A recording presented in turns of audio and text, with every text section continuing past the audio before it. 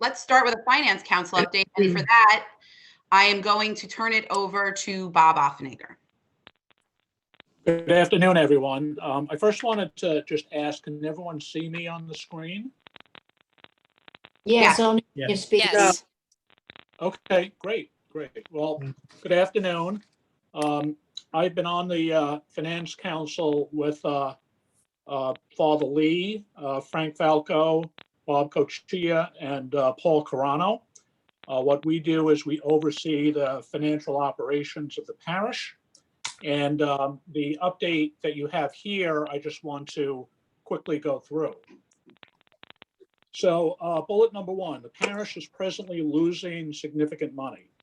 That's important for our parishioners to know. We're not making money, we're losing money. Secondly, although the lease of the school generates very good positive cash flow, parishioners should know that most of it over the next 5 years is required to be used to pay down $2.7 million of debt to the Diocese of Brooklyn. So unfortunately, all that cash flow, we can't really get our hands on and use because it's all required to be used to pay down this $2.7 million of debt over the next 5 years.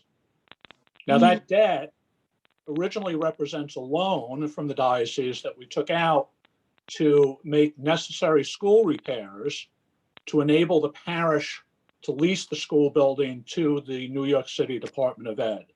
So there was roughly 2.7 million of improvements that needed to be made to the outside of the building, primarily the roof and the windows.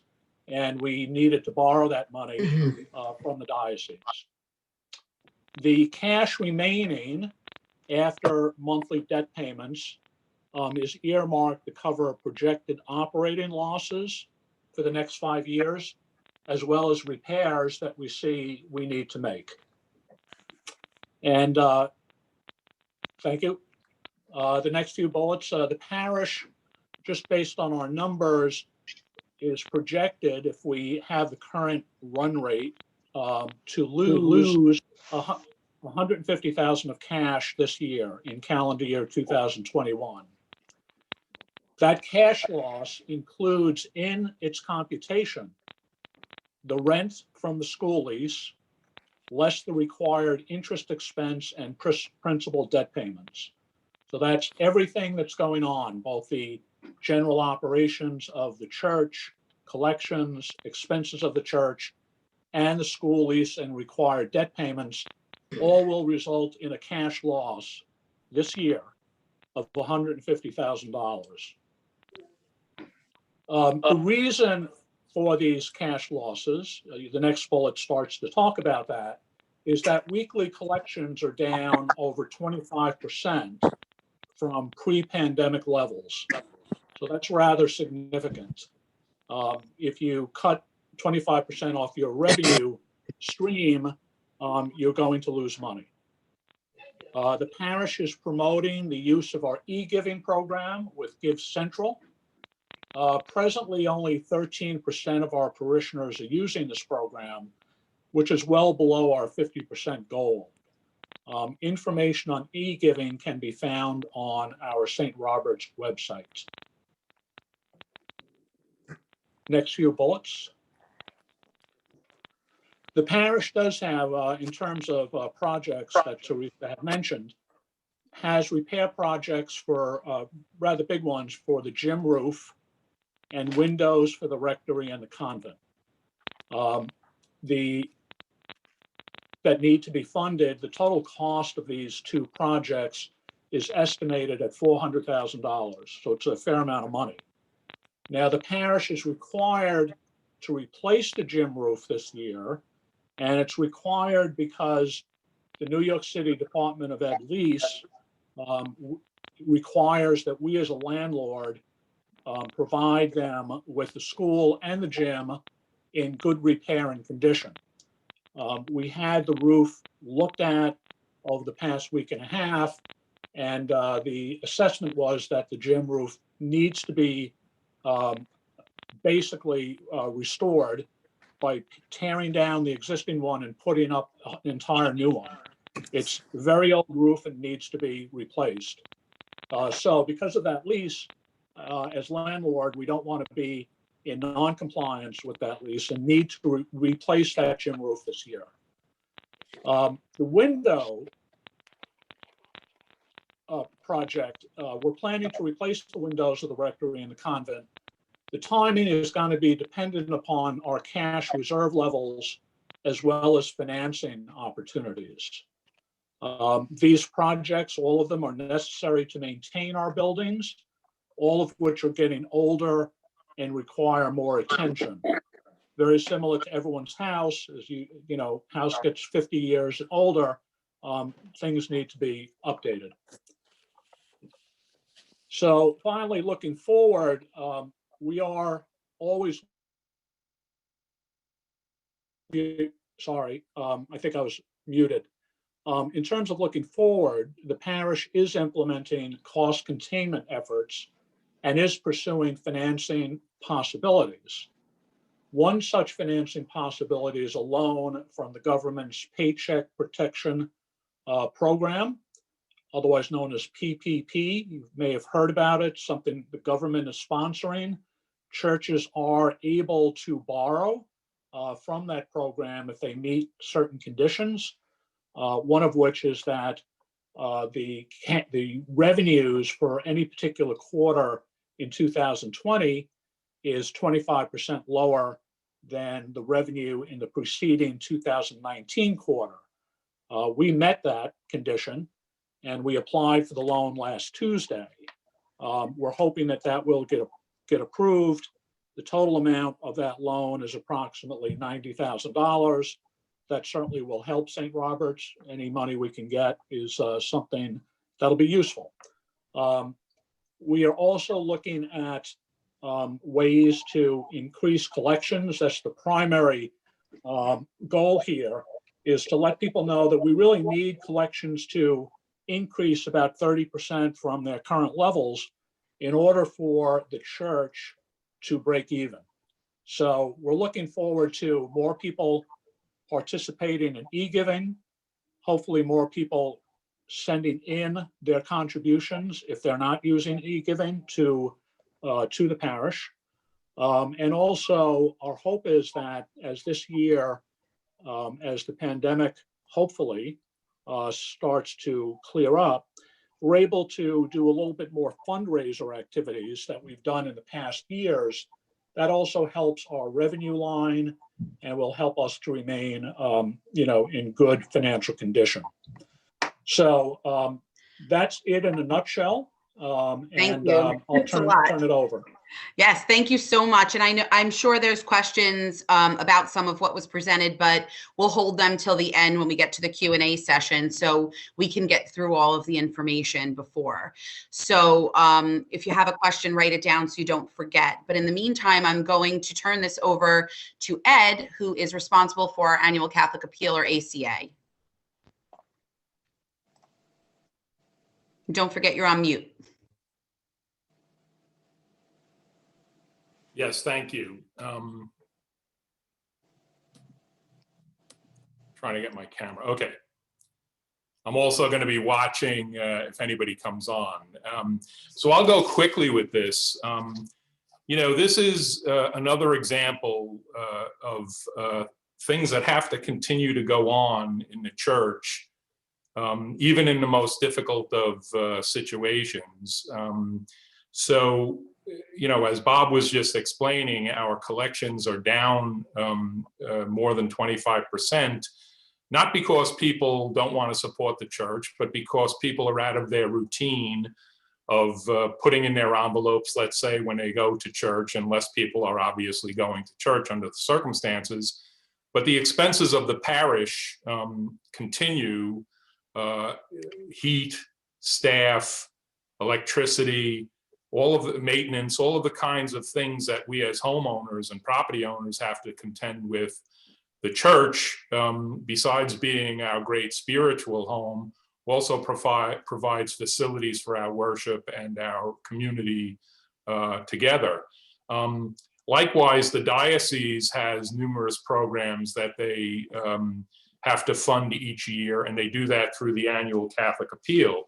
And I have to thank all of the parishioners, first of all, for making my responsibilities very easy, in that we have tremendously generous parishioners. I've been involved for about 7 years and probably running it for 3 or 4. And we've always hit our target and always exceeded our target. And that's not any different this year. And the beauty of us exceeding our target is it's another way for us to support our parish, because anything over our target comes back to the parish. And I'll jump right to that. And I think we're going to share these slides on the website so people can go and look at it in more detail if they'd like to. I'm not going to touch on everything, but I am going to touch on the important thing that this year we have 204 parishioners who have pledged $91,343 to the annual Catholic appeal, which exceeds our goal of $69,915 by $21,428. So that $21,428 comes back to the parish, and it's much needed, as Bob has presented a little earlier. Now, most of you are familiar with the various programs that are supported by the annual Catholic appeal. I have that in the next bullet, what your generosity has helped the diocese to do.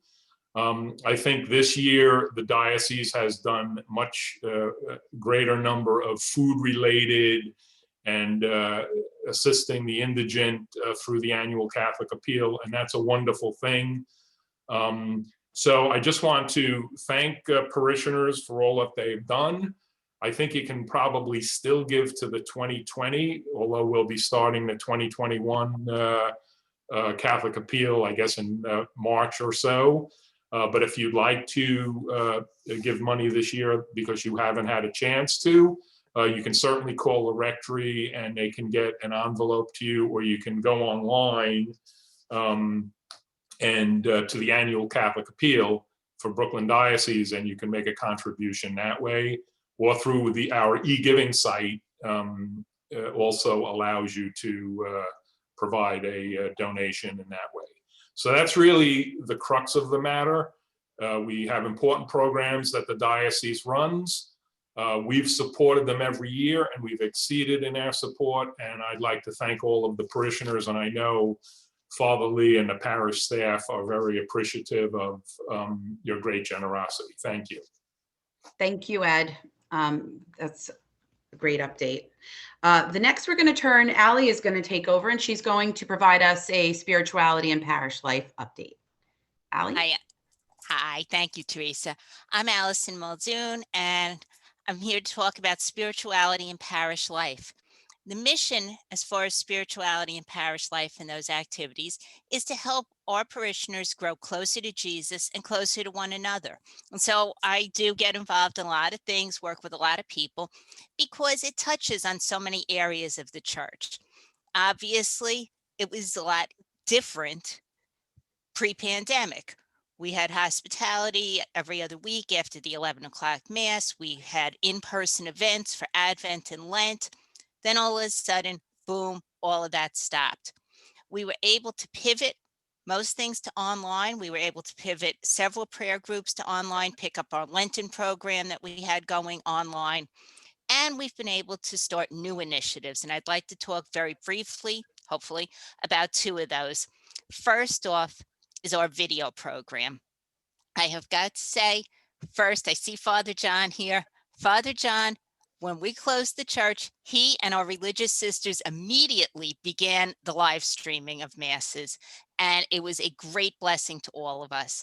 When we reopened the church, live streaming was a little impractical, so we started a video team, which is all volunteers, all lay people. They videotape the 5 o'clock Mass every week on Saturday night, then do the post-production and put it online so it's there Sunday morning for our parishioners that are high risk, nervous, not feeling well. And so visitors who come by our website can see what our worship is like. Additionally, that team is responsible for things like our video Christmas card, any videos. If you go to our YouTube channel, which we didn't have a year ago, which has 358 subscribers now, and you see any English language video content, our video team, which is 3 people, is responsible for it. Okay, and I have got to thank them all for that. That's the first thing that we started. The second thing that we started since the pandemic is our Lectio Divina faith group. This grew out of our Lenten program. We had moved the Lenten program to Zoom. And when Easter came around, some of the participants were like, we don't want to give this up. We want to do something. Rather than do another book discussion or something like that, Sister Stella, and I'm sure she's here somewhere, I've got to give her huge thanks for this idea, came up with the idea of Lectio Divina. This is a very easygoing program. We meet Monday nights on Zoom. We read the gospel for the upcoming week, reflect on it, and talk about what that means to our lives. And I've got to say, everybody that takes part in it right now, we probably have about 15 people that actively come. You don't have to go every week. This is the thing. It's a very easygoing program. You don't buy a book. You don't need to have anything except a computer. Or a phone or some way to access Zoom. Okay, that's it. And then it's just talking about the gospel. And people can participate when they're available to, and people can participate to the level that they're willing to, however much. If you don't want to share that week, you don't have to. And this is also started since the pandemic, and we've been able to turn it into an ongoing program. So that's basically all we're doing, what we're doing. I want to thank everyone who's involved in those programs. And I want to say, if you've been thinking, if some of you go to church, obviously you're here, you care about our church, you care about our parish, you care about your spiritual life. If you've been on the fence about maybe you'll join a program, whatever it is, any of those, if you'd like to help video, if you'd like to join the Lectio Divina group, if there's anything though at the parish that you've thought of doing, don't hesitate, jump in, try it, go for it. And if there's anything that you'd like to see us do in the area of spirituality and parish life, don't hesitate to reach out. I'm going to put my email up in the chat. You can reach out to me at any time, and maybe we can do it, maybe we can't, but we'd love to hear your ideas. Thank you all and have a blessed day. Thanks, Allie. Fantastic. And Allie also handles, which I started doing with her, and I've kind of had to drop off what I was doing. But Allie handles all the Facebook posts for anybody who follows our Facebook page, which has over 500 people on it. So it's a great way for us to share all of these wonderful digital things that we are developing at the parish. It's really amazing for St. Robert's, in my opinion. So now, hold on. We are up to religious education. Sister Stella?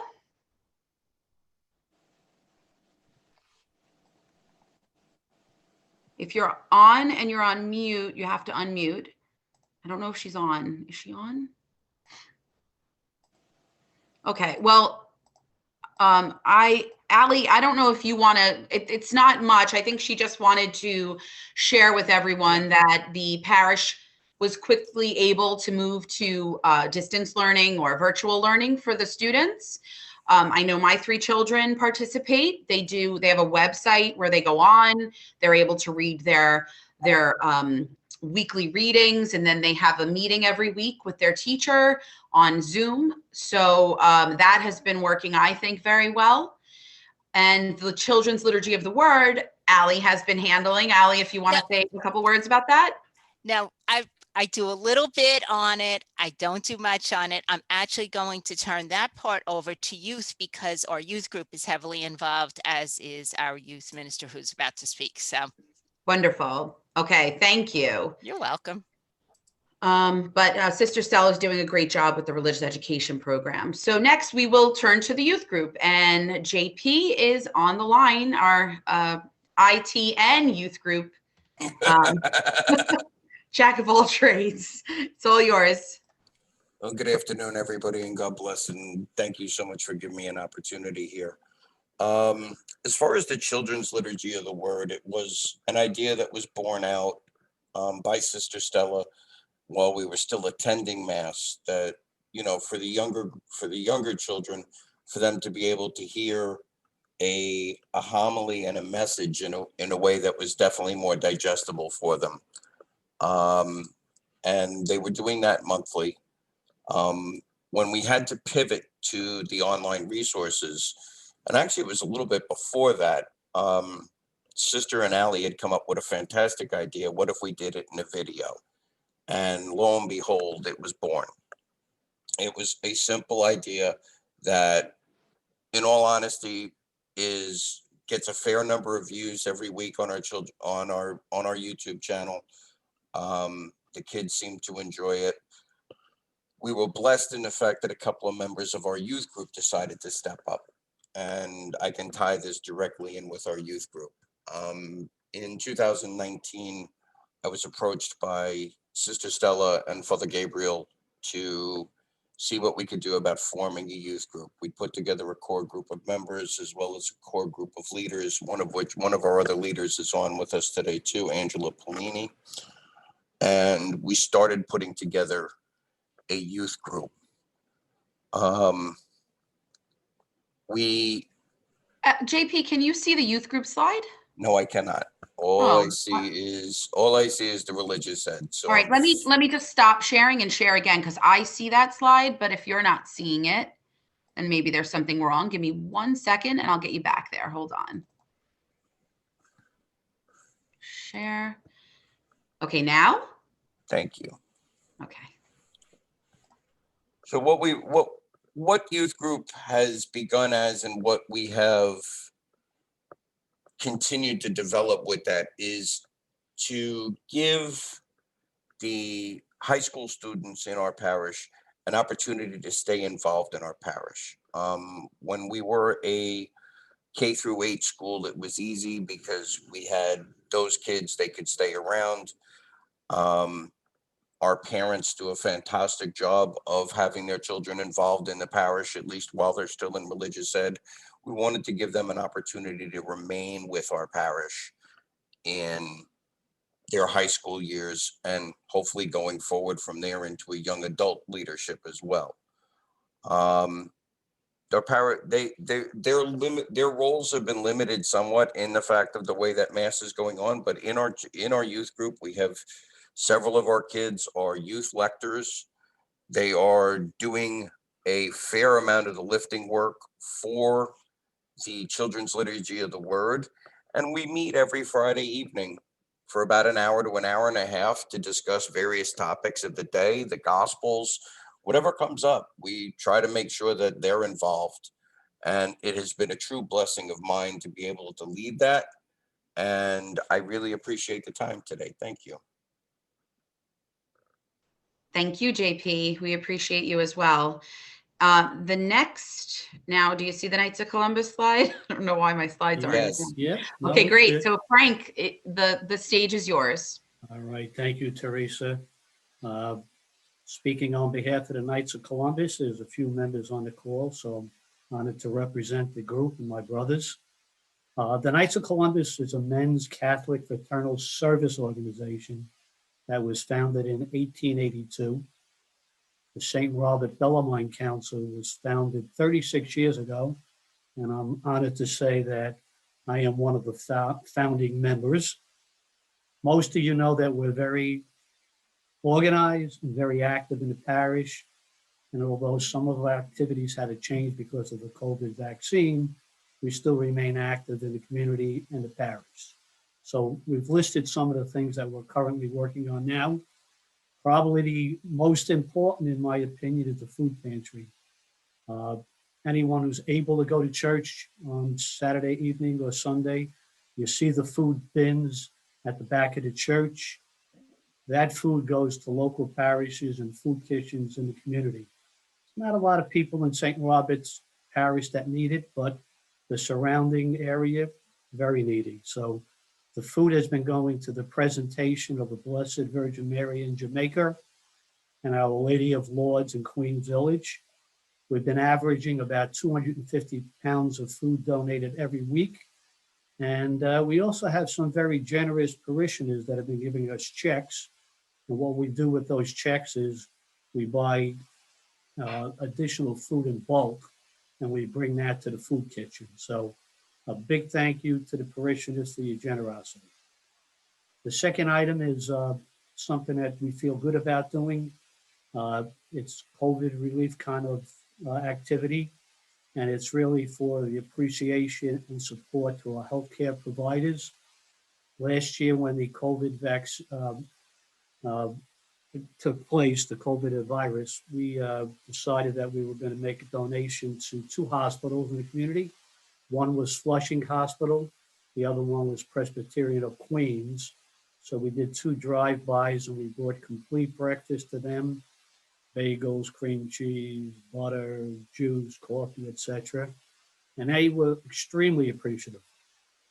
When the end of the year came and the virus started to get serious again, we decided to repeat those. So in January, we did a drive-by to Flushing, and just the other day, Bob Offenager and I went to Presbyterian of Queens, and we did the same thing for them. And as I said, it's good feel for us, and the people at the hospitals really appreciate it. The next item is the church disinfecting project.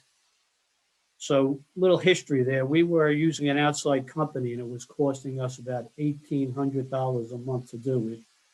And one of our members, Tim Farrell, came up with the idea, why don't we do it ourselves? So Tim, a fellow knight, did all the research, came up with a product that is approved by the diocese and used in many parishes already. And Tim held a meeting as a chairperson, and he now has a cleaning team of approximately 30 people. And every Friday they go in and they clean and sanitize the church. So right now we're looking to save the parish about $21,000 with that project. And it's a great project. And Tim, I think you're on the call, so thank you. Very welcome. Next item is the flower garden. So if you go into the church main entrance and you look to the left, we have a very pretty flower garden there. And during this past year, we had it redesigned, and that was led by Noel Ferrander and Keith Lewis. They did a great job redesigning it. It looked beautiful all season. And I'm going to give a shout out to Keith and his family for the ones that are actually maintaining the flowers. So great job by that team also. Next item is Bridge to Life. So not sure how many of you know the Bridge to Life organization. They are located in Queens, in Flushing.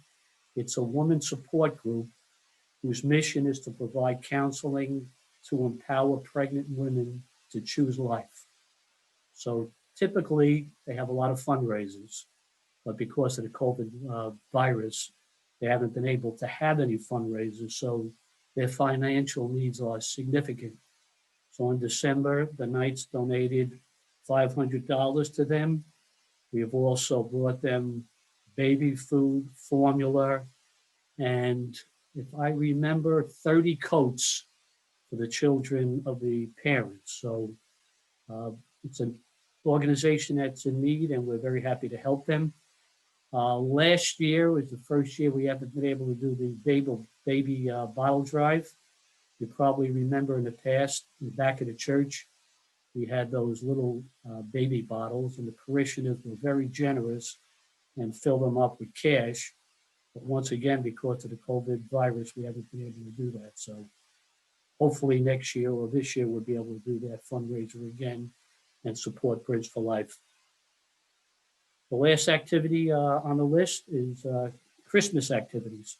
So despite the virus, there's still a lot of people that go to church. And the Knights did put up our 2 Keep Christ in Christmas banners this year. And we had Bambinelli Sunday, as we've done for the last 3 or 4 years, and that's always very popular. And I don't know if many of you know it, but the creche that sits to the right of the entrance, because of one of the windstorms, was actually blown over and had significant damage. and 2 of the nights took the opportunity to do the repairs, not only to the structure, but also to one of the statues that fell and the head actually was off. So we repaired those. So despite the changes in our activity, we're still very active. I want to thank the entire parish for their support for everything that we do. And if you like what you're hearing, why don't you join? You probably know somebody on this call or a friend that's a member already. If you'd like to join us, we'd love to have you as a member. Thank you. And thank you, Frank. So we have 2 more slides and then we'll go into our Q&A. The next one is the senior outreach. Can you see that, Ed? Yes, I can. Okay, you have the floor. Okay, I'll go quickly. So the Parish Council, as one of their early suggestions when I first joined, was that we inaugurate a senior outreach activity at St. Robert's. And out of that came our mature adult parishioner group. Before COVID-19 hit, we were having regular monthly meetings. We actually did a survey for people 55 years and older in the parish to better understand what kinds of activities and what kinds of issues were important to them. And based on that survey, we started a movie forum. We showed movies of interest that dealt with aspects of our faith, as well as covering moral and ethical issues. Before the outbreak of COVID, we had 3 movies shown to the MAP group. We were meeting in the convent, St. Andrew room in the convent. And we had 2 movie nights that were open for all parishioners. We had over 50 parishioners participate in these combined events. We were also planning a field trip to Old St. Patrick's in Lower Manhattan, or some other historical Catholic site, and we look forward to doing that in the future. We also, if you look on this call, we're probably disproportionately, well, I don't know, the Knights probably are close to us, but we have a lot of our members who are on this call because we are participants. We love our parish, we love our faith. We participate in all sorts of activities, including the activity of just being together as a community of people that share one thing, and that's being over 55. Which isn't the most important part of us, but let's face it, you know, it's something. So anyway, I really encourage anybody in that age group or anybody who has a relative in that age group who might like some, you know, social interaction and activities. We're not doing anything too strenuous. We're doing things that the group has a consensus on. It's not one person sitting there and saying, this is how we're going to do it. It's very democratic and open to suggestions. So if anybody's interested, my number is there on the bottom of the slide. I'll also put it in the chat and you can get in touch with me. And thank you very much. I really enjoy it, and I'm looking forward, instead of reaching out on a telephone or through emails, to actually be together again and see all of my friends and continue what we started. So thank you very much. Thank you, Ed.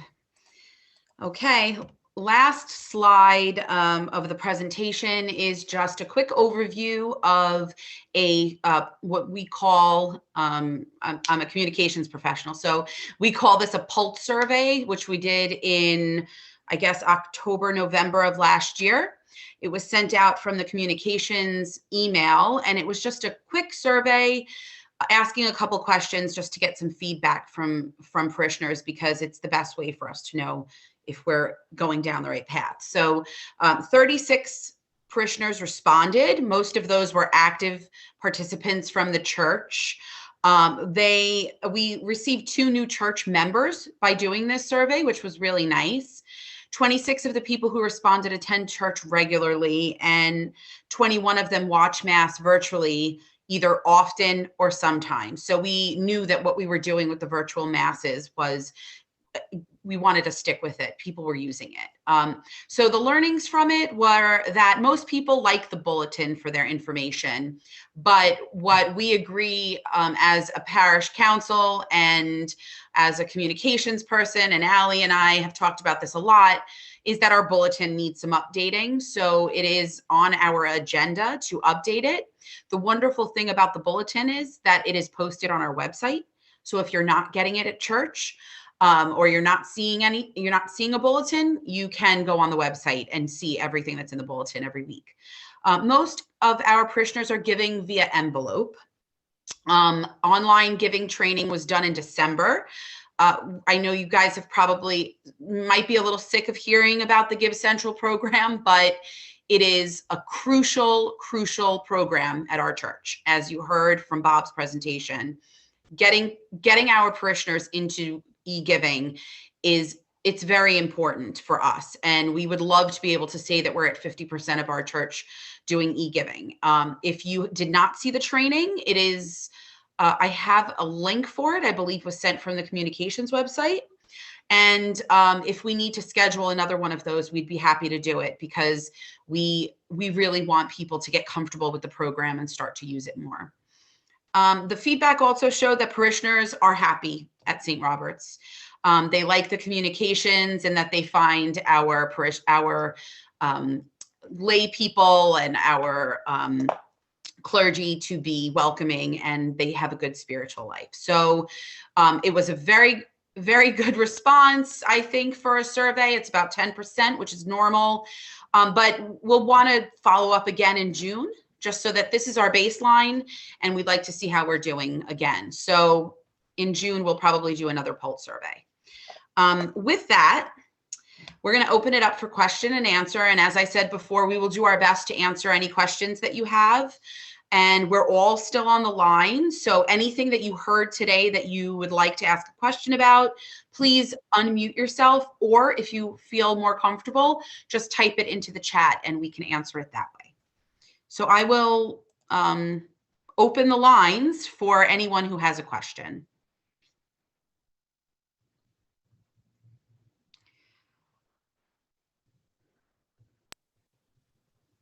Okay, some people may not have access to computers or are technophobic. Maybe before Mass begins, a quick tutorial on a laptop can be presented. So thank you, Margot. What I'm getting from that is maybe we need, and JP, this isn't on you, but maybe we need to have, this is something that, this is a great point, right? As our church is moving towards more of a digital church, which is absolutely necessary in this day and age, maybe we need to provide our parishioners with simple tutorials on things like using computers. And that, that can only enhance our experience at church. So I love that idea. And we'll definitely take that to the parish council to see if maybe we can organize a way to do that. That's a great suggestion. Anyone else? Don't be shy. Anne-Marie, you are on mute. Unmute yourself, or Ed can unmute you. Unmute. All right. My question was simple, that PPP from the government, what's the interest rate that we have to pay? Is it high? So, hi, Ann, it's Bob Offenanger. The beauty of the PPP loan is that if you use the proceeds for the purpose that it's being provided, the entire loan is forgiven. Oh, So you pay nothing back.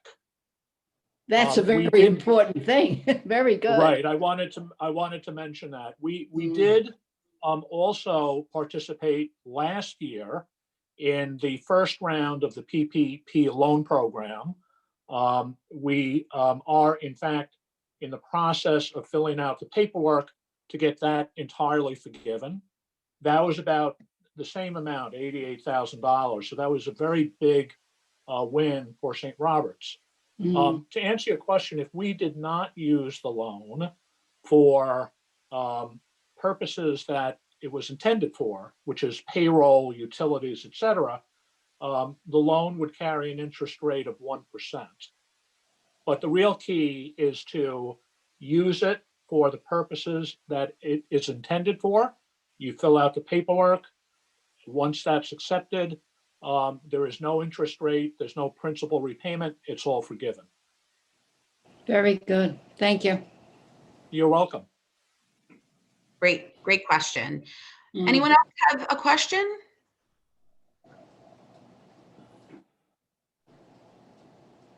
I don't have a question, but I just had a comment that I wanted to make while everybody's together here, most of the important people in St. Robert's. I had a phone call from, I don't know if some people remember the Dunnigans, Kathleen and Patrick. They used to come to the 8 o'clock mass every week and they sat in front of us. And the last year they were here, I brought communion to them every week and Bob and I would visit them.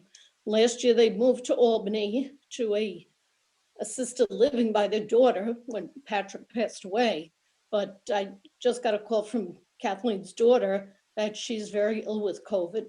And they asked to let the St. Robert's people know to pray for her, but they don't expect her to last much longer. She's in hospice care right now. So that's all. I just wanted to ask people to pray for her.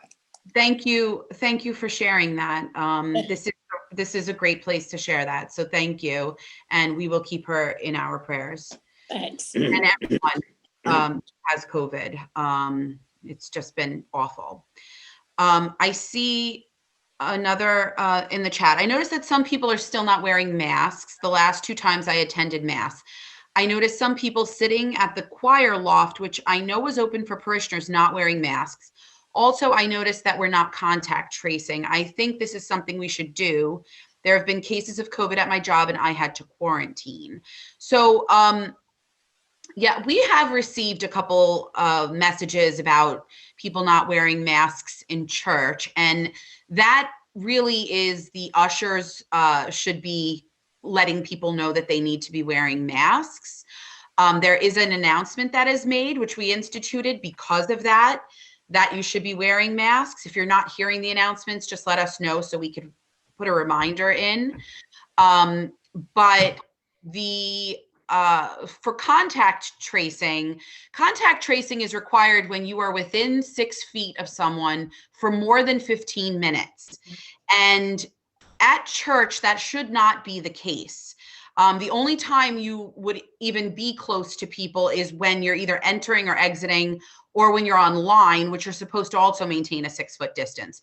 So contact tracing is not something that we chose to do at church. And I think it's mainly for that reason. If you look up the CDC definition of a contact, it is within 6 feet for more than 15 minutes. So if I've misstated that, please, anyone on the parish council? Well, the only thing I would add is right now in New York City, anybody who is diagnosed with COVID, the contract tracing is handled by the health department. And I think that's the appropriate way to go because they'll be seeing and understanding where the person was. It may have been not just in a community church setting, it may have also been at a workplace and things like that. So contract tracing goes on, and if there were a case involving our church, the health department would do whatever is required with regard to contact tracing. Comment on the subject? Sure. For those that don't know me, I'm the guy that's been directing some of the sanitizing that goes on at St. Robert's, along with a few of the people here on this call. I just want to clarify that the choir loft, to my latest information, was never designated as an area where parishioners could attend mass and not wear a mask. That's not accurate. When you enter the church, regardless of where you sit, you're required to wear a mask. Secondly, the choir loft is an area that is sanitized, fogged, wiped down once a week to meet the requirements that we've established as a parish. And lastly, I've completed the Johns Hopkins training for COVID tracing. I do know some information, but if there is an instance where a positive result comes from someone that attended service, we are required by law to report that incident so that the state and or the city can do their required COVID testing contact tracing. So to the best of my knowledge, we are within the requirements and we probably even exceed the requirements for sanitizing at St. Robert Bellarmine. I also would like to take this opportunity to thank everyone from every community within the parish for becoming part of the cleaner contact listing, which I have those folks listed here. And there's also a schedule in place that will take the parish through the end of March. The last point is there'll be an additional refresher course scheduled within the next few weeks to welcome additional sanitizing teams and also to refresh everyone on the use of the equipment and to take the schedule, which is now through the end of March, into the April, May through the end of June time period. So we should all feel very safe when we attend St. Robert's. And if anyone has any questions or concerns regarding the sanitizing of the church or anything that we use to sanitize the church, please direct it to my attention. I'll be happy to answer any questions you may have. Thanks. Thank you so much, Tim. That's really helpful. And as for Co-Cathedral of St. Joseph, I don't know what other churches have decided to do.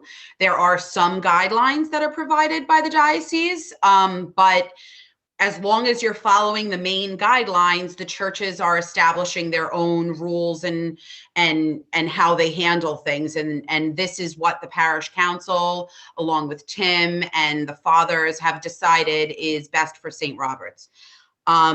People walking with masks, sometimes they pull them down or don't wear them properly. I did bring this issue to the ushers. So that's the right thing to do, bringing it to the ushers. It is also, I heard very early on when COVID became an issue, I took the train into Manhattan to go to work. And I remember hearing on the news that politeness is not in play when COVID is an issue. And so don't feel uncomfortable asking someone to put on a mask. Yeah. That is your right.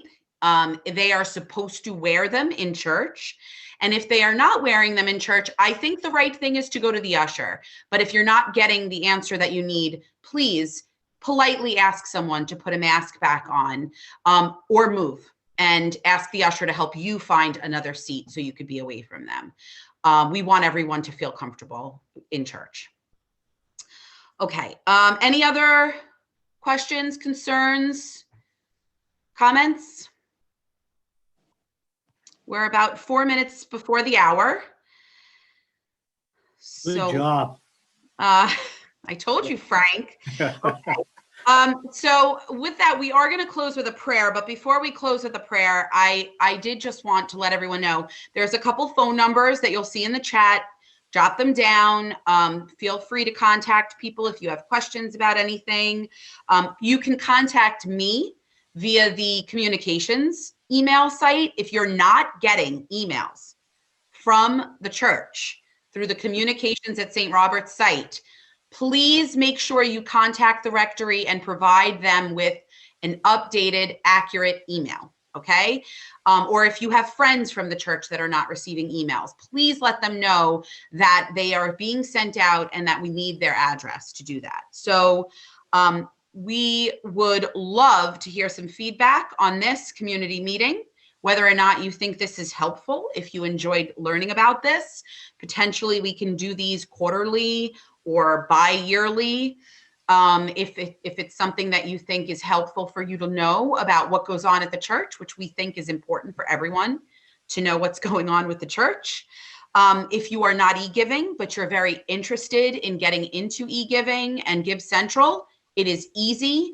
I haven't written a check to the church in almost a year, so it's been amazing. I don't have to look for my checkbook when I go to church. There is a presentation, or you can contact the communications, and either Debbie McCurry or myself will contact you back and give you some information on how to start that. And I will likely, if you want, so you could call the church with feedback about this, share it with anyone on this call, or email the communications website, email. So please let us know what you're thinking. We hope we've given you a nice overview of everything going on with the church and all the work that's being done by so many people. I thank every one of them. I have a busy life. We all have busy lives, but we find time for this because it is important to all of us, and the church is important to all of us. So with that, I will close out with a prayer. Or, Allie, if you want to close out with a prayer, up to you. Sure, I can do that. Go ahead. Okay, in the name of the Father, and of the Son, and of the Holy Spirit, amen. Thank you, Lord, for your presence with us this day. As we depart from this meeting, we ask you to bless us throughout the remainder of the day and guide us. Do not let the learnings and conversation of this gathering fade, but instead may they continue to ruminate within us and bear fruit in our ministries throughout the year until we find ourselves together again. We ask this in the name of Jesus and in the power of the Holy Spirit. Amen. In the name of the Father, and the Son, and the Holy Spirit. Amen. Thank you very much. And I thank all of you for attending. I hope you learned something new. I hope you want to get more involved. And if you need anything, please don't hesitate to contact us. Have a wonderful Saturday and a wonderful weekend. See you at church. Thanks, Thank you, Teresa. folks. Great Thank meeting, you. everybody. Bye. 1:00 on the dot, Frank. Perfect. Good job. Good job. Yeah, good job. Thank you, Teresa. Well done. Take care. Thank you Thank all. you, everybody. Bye. Thank you all for being here. Sorry for coming late. I don't know why I thought it was 1:00. I was like, okay, I'm gonna be on time. I was like, okay. Not a problem. Oh my gosh, I'm so sorry. I even made the PowerPoint. I mean, it wasn't that great, but still, okay, whatever. All right, Teresa and guys. JP kind of I took covered it it all. over. I let everybody know. Thankfully, I have children doing the program, so I was able to let them know what's Okay, going on. yeah. So Okay, great. don't worry about it. Oh my gosh, I'm so sorry. Okay, Better than all never. right. It was Bye, great. everyone. Sorry. Bye. Bye. Bye.